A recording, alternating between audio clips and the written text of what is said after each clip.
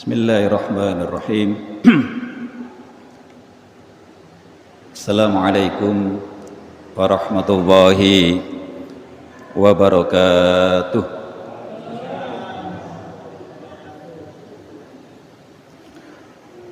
Alhamdulillah alladzi arsalahu basyiran wa nadhira wa da'iyan ila Allahi bi'idnihi wa sirajan munira wa basyiril mu'minina bi anna lahum minallahi fadlan kabira. Asyhadu an la ilaha illallah wahdahu la syarika lah,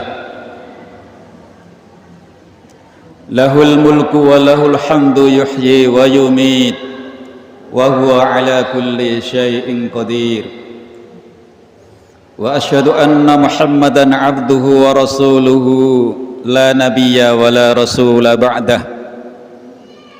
Ballaghar risalah wa addal amanah wa nasahal ummah wa jahada fi sabilillahi haqqa jihadih hatta tarakana ala mahajjatin bayda lailuha kanahariha la yazigu anha illa halik. Allahumma sallim wa sallim wa barik ala nabiyyina Muhammadin wa ala alihi wa ashabihi wa man tabi'ahum bi ihsanin ila yaumiddin. Qala ta'ala fi kitabihil karim wa huwa asdaqul qailin. A'udzu billahi minasy syaithanir rajim. Ya ayyuhalladzina amanu taqullaha wal tanzur nafsum ma qaddamat lighad wattaqullaha innallaha khabirum bima ta'malun. Shadaqallahul adzim wa sadaqal mursalin wa nahnu ala dzalika minasy syahidin wasyakirin.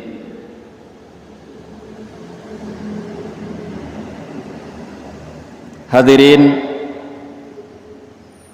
jamaah salat maghrib Masjid Mujahidin yang saya hormati, syukur alhamdulillah pada malam hari ini Allah Subhanahu wa taala masih bisa mempertemukan kita semua. Allah Subhanahu wa taala masih memberikan nikmat kepada kita sehingga pada malam ini kita bisa menjalankan sebuah perintah Allah Subhanahu wa taala, yaitu salat maghrib dengan berjamaah. Itu adalah satu nikmat yang besar bagi kita. Kemudian doa salawat dan salam semoga tetap terlimpahkan kepada uswah dan qudwah kita Nabi besar Muhammad Rasulullah sallallahu alaihi wasallam.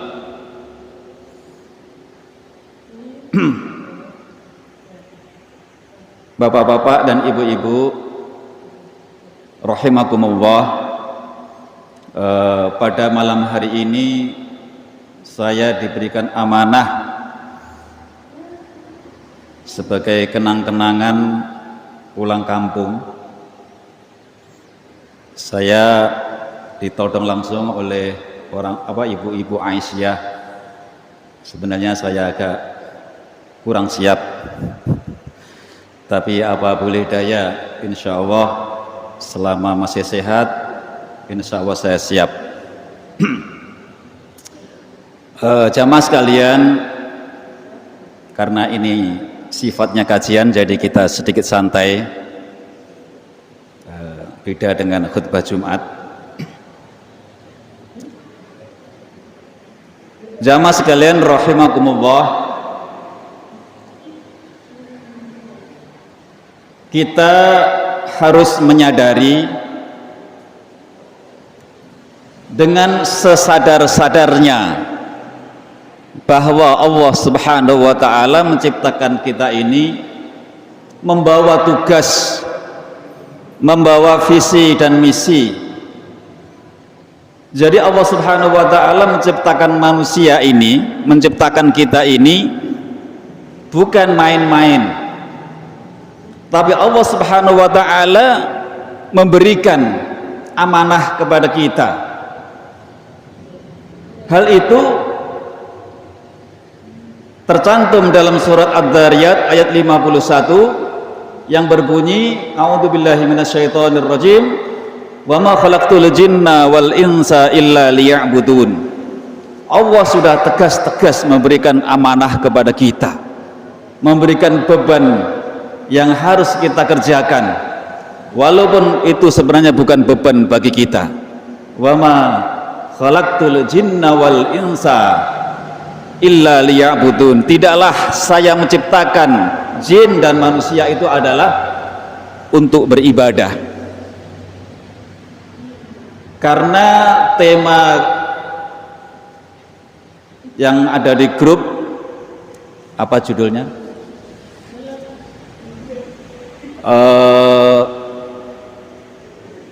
Kajian akhir tahun. Ya, betul. Kajian akhir tahun. Oleh karena itu mungkin kita mulai mungkin di bulan Januari 2024 dan sekarang kita ada di penghujung sekali di 2024. Tanggal 30 hari ini, artinya 2024 sudah genap 1 tahun. Kita perlu adanya refleksi akhir tahun. Kita membutuhkan muhasabah untuk diri kita masing-masing. Bagaimana perjalanan selama setahun dari mulai Januari sampai Desember 2024. Seharusnya di akhir tahun ini, bisa hari ini bisa besok, kita harus melakukan muhasabah, introspeksi diri. Selama setahun ini apa yang sudah kita lakukan? Selama setahun ini ibadah apa yang belum kita kerjakan? Maka kita bisa muhasabah di akhir tahun, dan di tahun 2025 mudah-mudahan apa yang belum bisa kita kerjakan di tahun 2024 itu bisa kita kerjakan di tahun 2025. Jamaah sekalian rahimakumullah, mudah-mudahan waktunya cukup. Tadi sudah saya singgung bahwa Allah Subhanahu wa ta'ala menciptakan kita ini, manusia, jin dan manusia, mempunyai tugas, yaitu beribadah kepada Allah Subhanahu wa ta'ala. Kita sudah berusaha untuk menjalankan sholat 5 waktu. Kita sudah berusaha untuk menambah sholat sunnah, sholat nawafil. Kemudian kita sudah berusaha untuk tilawah Al-Quran. Mungkin ada yang tiap hari tilawah Al-Quran, ada yang mungkin seminggu sekali, ada yang mungkin sebulan sekali. Tapi kita sudah berusaha untuk membaca Al-Quran. Kemudian mungkin kita juga ada yang rajin sholat duha, dan juga amal-amal yang lain. Semua itu kita lakukan supaya kita mendapatkan pahala di sisi Allah Subhanahu wa ta'ala, dan kita berharap pahala itu kemudian menjadi penolong kita nanti di akhirat kelak, dan Allah Subhanahu wa ta'ala memasukkan surganya karena dengan pahala yang sudah kita lakukan. Kita bagus bisa menjalankan sholat 5 waktu, bisa melakukan sholat sunnah, kemudian bisa tilawah Al-Quran, bisa menjaga akhlak kita, bisa beramal soleh yang lain. Itu penting bagi kita. Akan tetapi ada hal-hal yang harus kita ketahui. Jadi semangat untuk beribadah itu baik dan bagus, dan itu seharusnya seperti itu.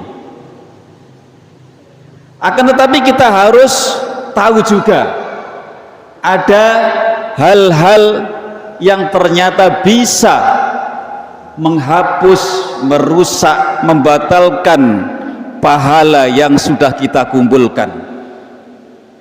Jadi kita harus hati-hati, karena ternyata pahala yang sudah kita kumpulkan itu bisa lenyap, bisa hilang, bisa batal, dan kita tidak mendapatkan apa-apa kelak di hari kiamat. Nah, hal-hal inilah yang harus kita ketahui supaya pahala yang sudah kita dapatkan bisa kita rengkuh sampai nanti di hari kiamat nanti.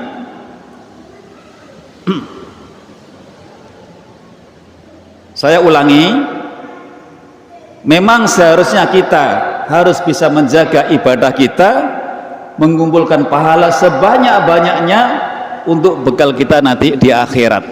Tetapi ada juga yang lebih penting, yaitu ada hal-hal yang bisa merusak pahala yang sudah kita dapatkan. Ini yang saya ingin bahas, dan semoga setelah kita mengetahui ada hal-hal yang bisa merusak pahala kita, membatalkan pahala kita, maka kita berusaha semaksimal mungkin jangan sampai melakukan hal-hal tersebut.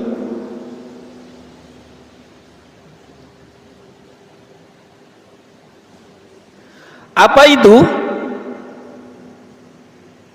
Yang pertama, asyirku,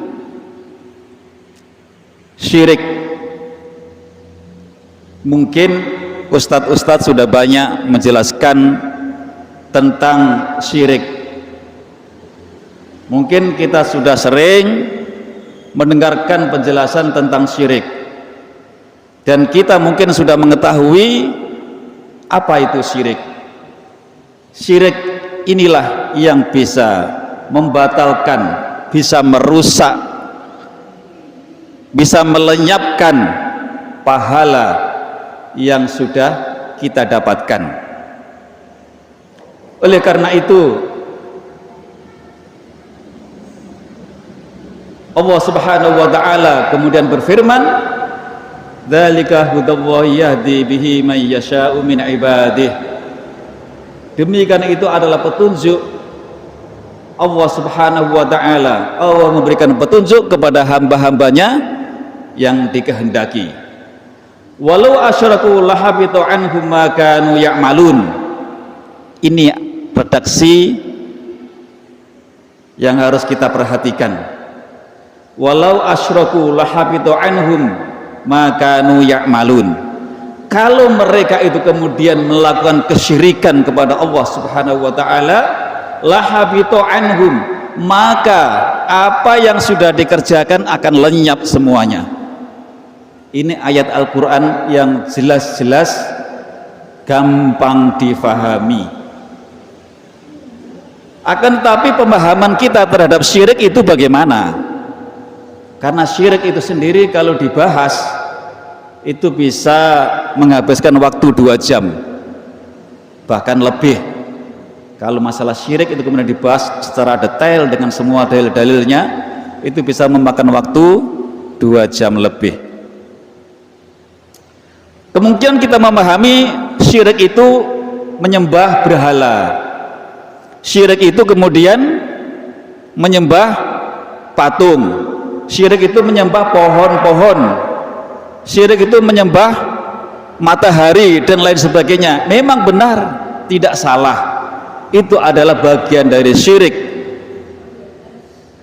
Tapi itu terlalu dangkal kalau kita memahami syirik itu kemudian cuma menyembah kepada berhala, menyembah kepada patung, menyembah kepada gerumbul, menyembah matahari dan benda-benda lain. Pada hakikatnya syirik itu adalah menggantungkan hidup kita di luar kemampuan makhluk. Apa saja yang kita gantungkan kepada kekuatan selain kekuatan Allah dan kita menggantungkan kepada makhluk, baik itu makhluk itu berupa keris atau berupa tombak atau kemudian berupa raja dan lain sebagainya, yang mereka sendiri tidak bisa menolong dirinya sendiri, tapi kita kemudian menggantungkan hidup kita kepada mereka. Itu adalah bagian dari syirik juga. Dan itulah ketika kita mempercayai keris itu kemudian mempunyai kekuatan yang bisa menolong kita, kita mempercayai raja yang dikalungkan itu kemudian kita percaya mempunyai kekuatan yang akan menolong kita dari musibah-musibah dunia atau dengan benda-benda yang lain, maka itulah yang dinamakan syirik juga. Kemudian mungkin sudah kita dengar sebuah ayat Al-Quran yang menjelaskan innallaha la yaghfiru ay yushraka bihi wa yaghfiru ma duna dzalika liman yasha. Sesungguhnya Allah Subhanahu wa taala tidak mengampuni dosa syirik, dan Allah Subhanahu wa taala mengampuni dosa-dosa selain syirik dari hamba-hambanya yang dikehendaki. Dalam ayat lain juga Allah Subhanahu wa taala berfirman, wa'budullaha wa la tusyriku bihi syai'an. Ini jelas-jelas Allah Subhanahu wa taala memerintahkan hamba-hambanya untuk menyembah kepada Allah Subhanahu wa taala, wa la tusyriku bihi syai'an, dan kita tidak boleh menyekutukan Allah dengan apapun yang ada di dunia ini. Saya akan mengambil sebuah analogi.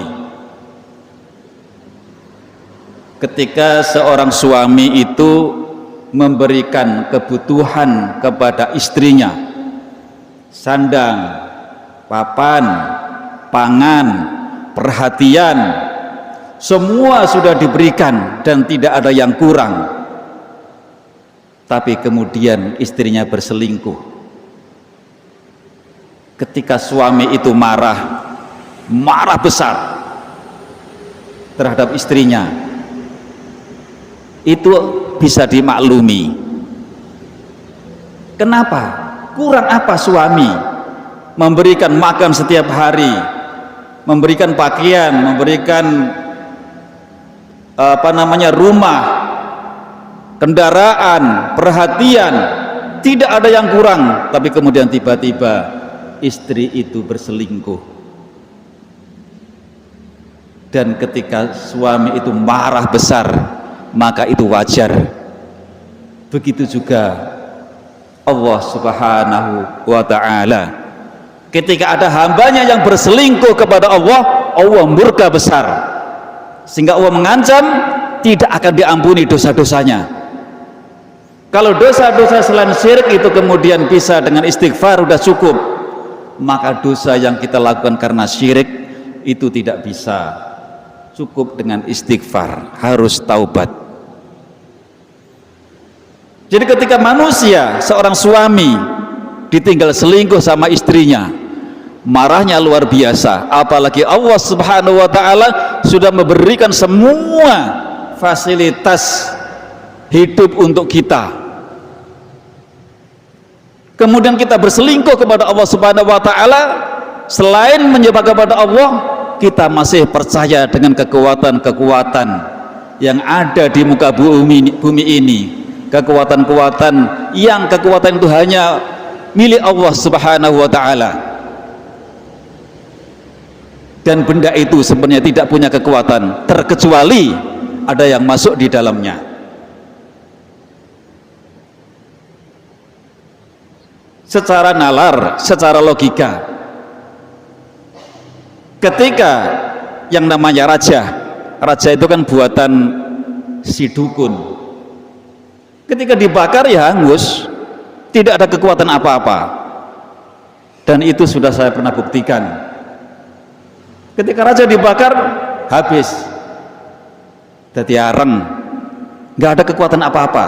Tapi kenapa ada manusia yang mempercayai raja itu bisa membentengi diri, terutama anak-anak kecil?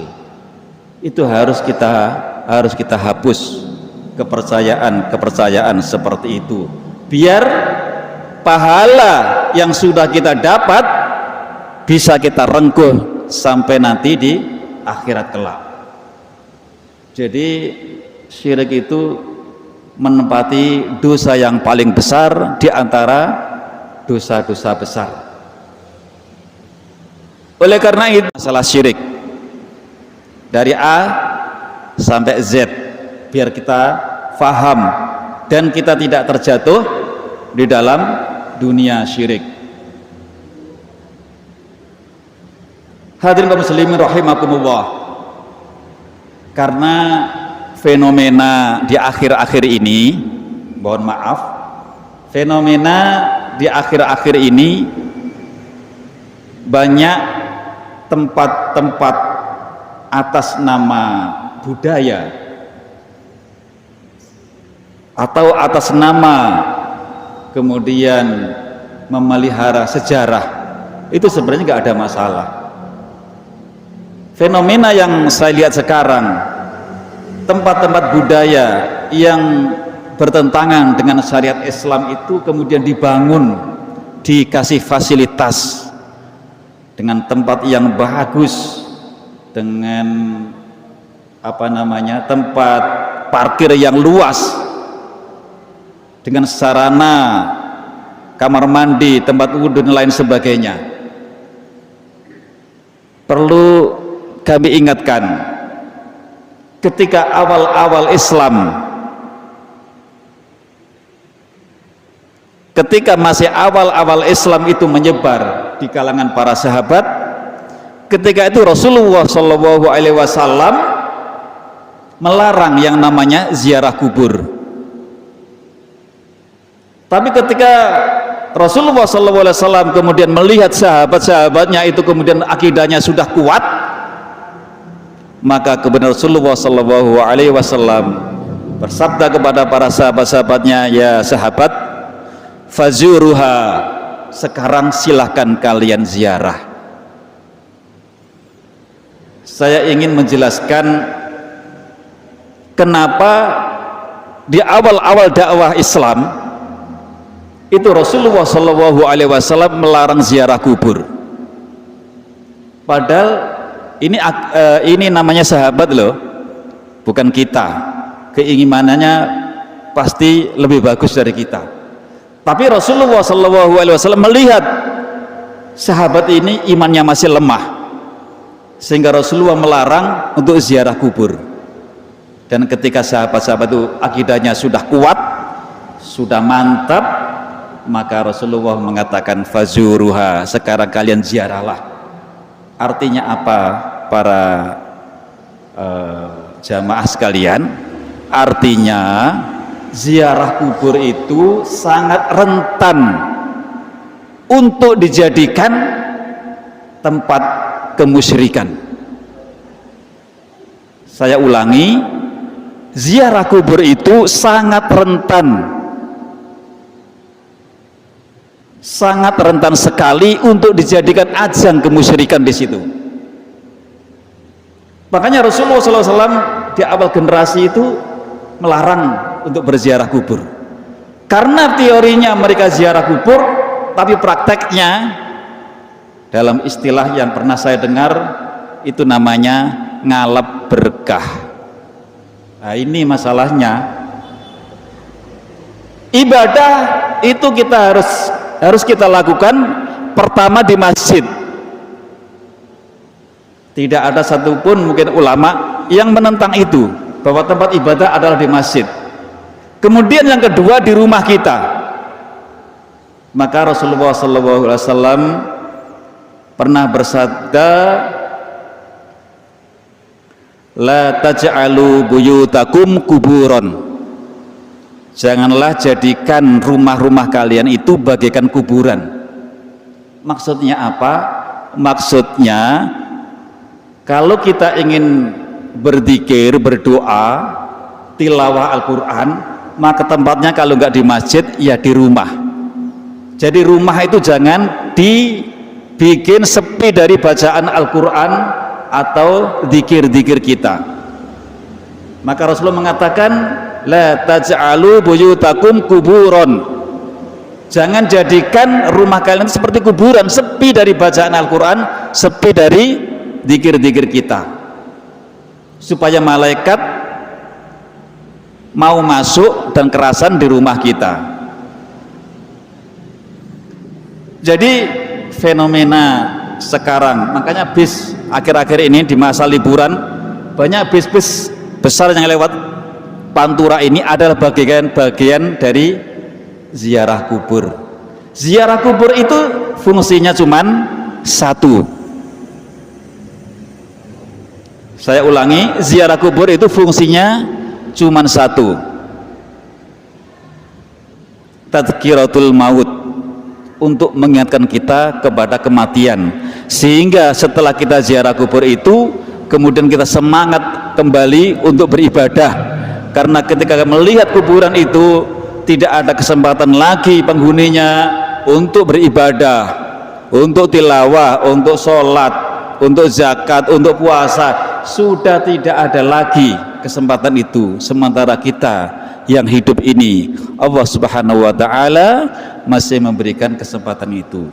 Itulah namanya fungsinya dari ziarah kubur, tadzkiratul maut, untuk mengingatkan kita kepada kematian, sehingga ketika kita ingat kepada kematian, kita akan lebih semangat lagi dalam beribadah.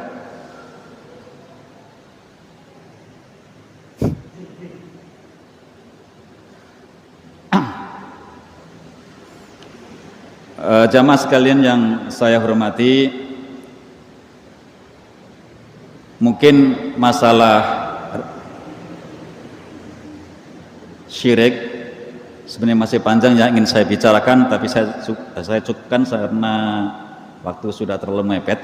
Yang kedua, hal-hal yang bisa merusak pahala kebaikan kita. Yang kedua adalah riya. Mungkin bapak-bapak, ibu-ibu sudah tahu apa itu riya. Bahasa sederhananya riya itu pamer ibadah supaya kita dianggap orang yang baik, supaya kita dianggap orang yang soleh.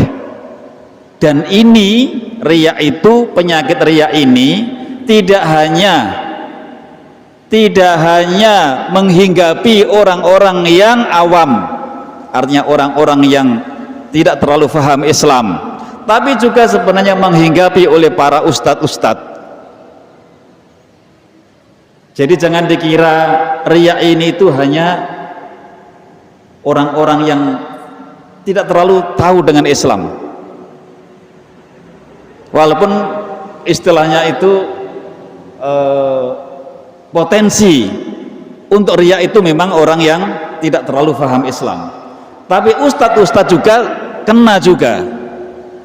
Jangan dianggap orang-orang yang tidak paham Islam yang terhinggapi riya, tapi para ustadz, para ulama, para kiai juga ada itu kena penyakit yang namanya riya. Ingin dipuji, ibadahnya selain menyembah kepada Allah, selain mengharapkan ridha Allah, tapi juga kemudian ingin dilihat oleh orang lain. Nah, itu namanya riya. Oleh karena itu dalam surah Al-Baqarah ketika menggambarkan bagaimana kita harus bersedekah, maka Allah Subhanahu wa taala berfirman, ya ayyuhalladzina amanu la tubtilu shadaqatikum bil manni wal adha. Hai orang-orang yang beriman, janganlah kalian membatalkan pahala-pahala sedekah kalian. Kalladzi yunfiqu malahu ria'an nas, seperti orang-orang yang menginfakkan hartanya karena riya, pamer kepada manusia. Maka kalau mau nyumbang, bagusnya pakai nama hamba Allah. Itu lebih lebih bisa menjaga hati. Apalagi nyumbangnya 10 juta, pakai nama ditambah gelarnya lengkap, wah mantep itu, mantep riaknya. Tapi alamlah, itu urusan hati. Tapi untuk lebih selamat ketika menyumbang, maka cukup mungkin panitia yang tahu dan pakai atas nama hamba Allah, biar ketika di share di grup itu tidak ada rasa riak, karena riak itu susah, memang susah dihindari. Bahkan yang ngomong sendiri belum tentu selamat dari riak. Yang ngomong ini, yang sekarang ngomong belum tentu selamat dari riak, belum tentu, karena riak itu sungguh luar biasa, penyakit yang memang menghinggapi dari zaman dulu sampai hari ini. Kemudian lawan dari riya itu adalah ikhlas. Lawannya riya adalah ikhlas. Ikhlas itu beribadah kepada Allah apapun bentuknya, itu karena Allah Subhanahu wa taala, itu ikhlas. Dan ikhlas ini mempunyai efek yang luar biasa, sehingga dalam Al-Quran itu sendiri disebutkan la'aghwiyannahum ajma'in. Kata iblis, wahai Allah Subhanahu wa taala, saya akan perdaya semua hamba-hambamu illa ibadaka minhumul mukhlasin, kecuali hambamu yang ikhlas. Iblis itu sendiri tidak mampu memperdaya orang-orang yang ikhlas. Itu efek yang luar biasa, efek dari keikhlasan itu. Makanya orang yang ikhlas tidak ada kata mengeluh. Orang ikhlas tidak ada kata mengeluh dalam beribadah kepada Allah Subhanahu wa taala. Karena mau mengeluh kepada siapa? Wong dia ibadah karena Allah, bukan karena manusia. Dan sekali lagi saya katakan, menjaga ikhlas itu juga luar biasa susahnya. Luar biasa susahnya, terutama orang-orang tua, termasuk saya. Ikhlas itu seperti akar pohon. Akar pohon bunga. Bunga itu ketika kemudian mekar, sungguh luar biasa sanjungan manusia. Luar biasa indahnya bunga ini. Tapi tanpa akar, bunga itu tidak akan bisa berkembang. Akar tidak pernah protes, kenapa saya tidak disanjung, tidak pernah diprotes seperti itu akar. Itulah ikhlas. Itulah ikhlas. Orang lain disanjung terserah, yang penting kita mendapatkan pahala. Itu sebenarnya konsepnya. Biar mereka yang disanjung-sanjung tidak ada masalah, yang penting kita sudah mendapatkan pahala karena saya beribadah karena Allah Subhanahu wa taala. Ingat sejarah ketika Khalid ibnul Walid, seorang panglima besar pasukan kaum muslimin, di tengah-tengah peperangan kemudian Umar mengutus salah satu sahabat untuk memberikan surat kepada Khalid ibnul Walid, dan saat di tengah kecamuknya perang itulah Khalid ibnul Walid dipecat oleh Amirul Mukminin Umar ibnul Khattab. Tapi apa komentar Khalid ibnul Walid? Sungguh luar biasa, di luar dugaan. Kata Khalid ibnul Walid, saya berperang bukan karena Umar, saya berperang karena Allah Subhanahu wa ta'ala. Dan akhirnya dia mundur dan menjadi pasukan biasa. Ini kalau tidak diniatkan dengan niat yang ikhlas, pasti Khalid bin Walid akan mencak-mencak.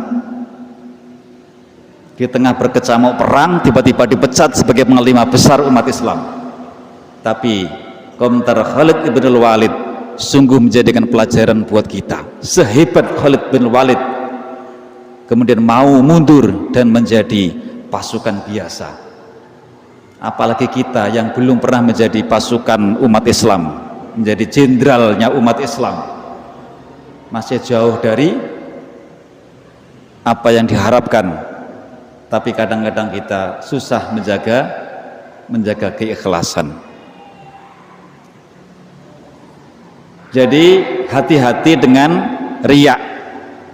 Ketika ada dalam hati bisikan-bisikan riya, maka segera ditepis, dihilangkan, dijauhkan dari hati kita, segera ditepis. Kalau enggak, yuwaswisu fi sudurin nas, setan itu ikut berperan untuk yuwaswisu, membisik-bisikkan ke dalam dada manusia, sehingga kita beribadah tidak ikhlas lagi kepada Allah Subhanahu wa ta'ala. Dan ingatlah, riya itu akan menghapus pahala yang sudah kita dapatkan, walaupun itu pahala yang kita dapatkan sungguh luar biasa besarnya, tapi bisa hilang karena riya. Masih ada waktu? Semenit.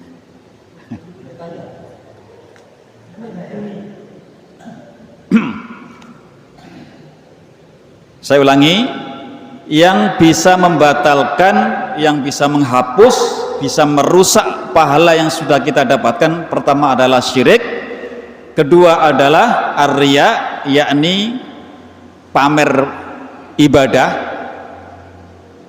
Riya itu namanya ketika kita ibadah kita riya. Kemudian yang ketiga adalah al-hasadu, hasad atau iri dengki.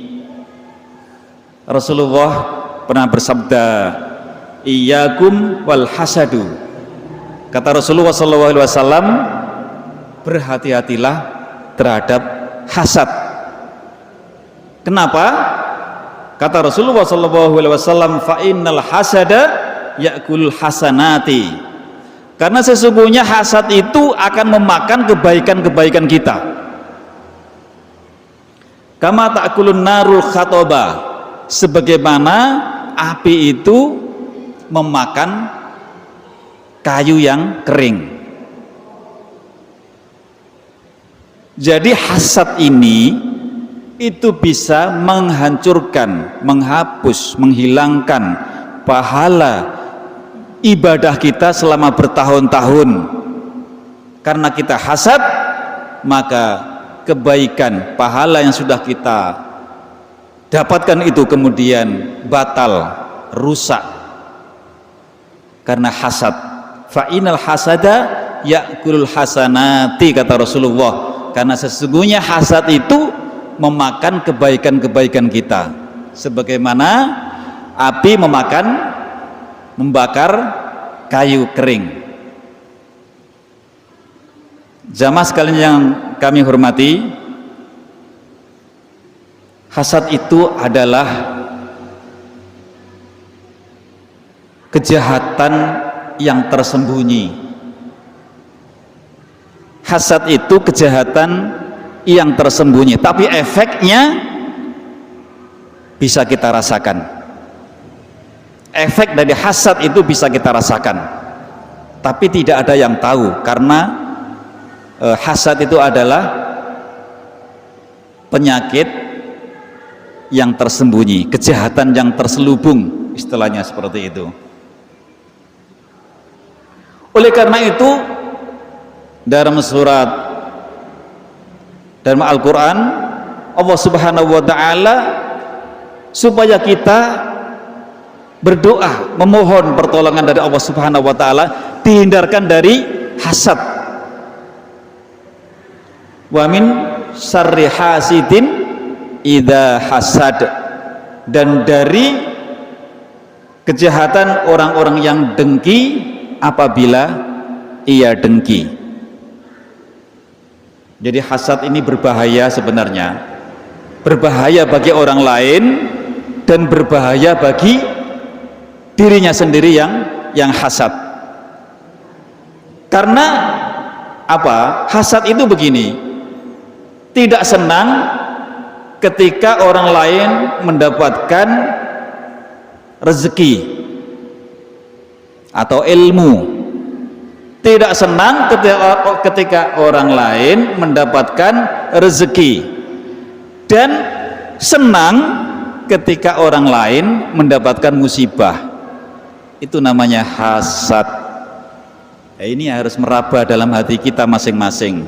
Kalau kita masih ada perasaan senang ketika ada orang, siapapun orangnya, entah itu saudara sendiri, entah itu tetangga kita, entah itu teman kita, ketika mendapatkan rezeki kemudian kita ada rasa tidak senang, itu namanya hasad. Atau kita tidak suka, tidak senang, benci ketika orang lain mendapatkan rezeki. Itu yang harus kita angen-angen, karena itu hasad. Dan hasad ini sudah saya katakan tadi akan merusak, akan membatalkan pahala yang sudah kita dapatkan. Ini sayang kalau kita sudah sholat 5 waktu, sudah tilawah, sholat sunnah, kemudian sedekah, infak dan lain sebagainya sudah kita lakukan, kemudian kita tidak bisa menggenggam pahala itu, maka itu sayang sekali, karena dengan adanya kita masih ada penyakit dalam diri kita yang namanya hasad. Oleh karena itu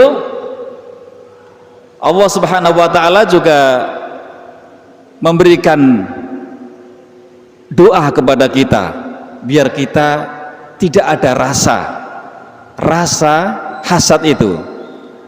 Doanya adalah Rabbana ighfir lana wa li ikhwaninal ladzina sabaquna bil iman wa la taj'al fi qulubina ghillal lil ladzina amanu rabbana innaka raufur rahim. Jadi, wahai Tuhanku, ampunilah dosa-dosa kami, wali ikhwaninal ladzina sabaquna bil iman, dan dosa-dosa orang-orang yang terdahulu, wala taj'al fi qulubina, dan jangan jadikan di dalam hati-hati kami ini ghillan, rasa dengki, rasa iri hati, wala taj'al fi qulubina ghillal lil ladzina amanu, ada rasa benci, ada rasa dengki kepada orang-orang yang beriman, saudara-saudara kita sendiri. Makanya kita sering-seringlah membaca doa ini, Rabbana ighfir lana wa li ikhwaninal ladzina sabaquna bil iman wa la taj'al fi qulubina ghillal lil ladzina amanu rabbana innaka raufur rahim. Mudah-mudahan dengan doa yang sudah saya bacakan tadi, sebenarnya masih ada pembahasan tapi waktunya sudah cukup sampai di sini. Mudah-mudahan Allah Subhanahu wa ta'ala menjaga kita dari syirik, dari riya, dan dari hasad. Sebenarnya masih ada yang lain, tapi karena waktunya sudah habis, maka saya cukupkan sampai di sini. Mudah-mudahan sedikit yang saya sampaikan bermanfaat untuk saya sendiri dan bermanfaat juga untuk jamaah sekalian. ihdinas siratal mustaqim. Assalamualaikum warahmatullahi wabarakatuh.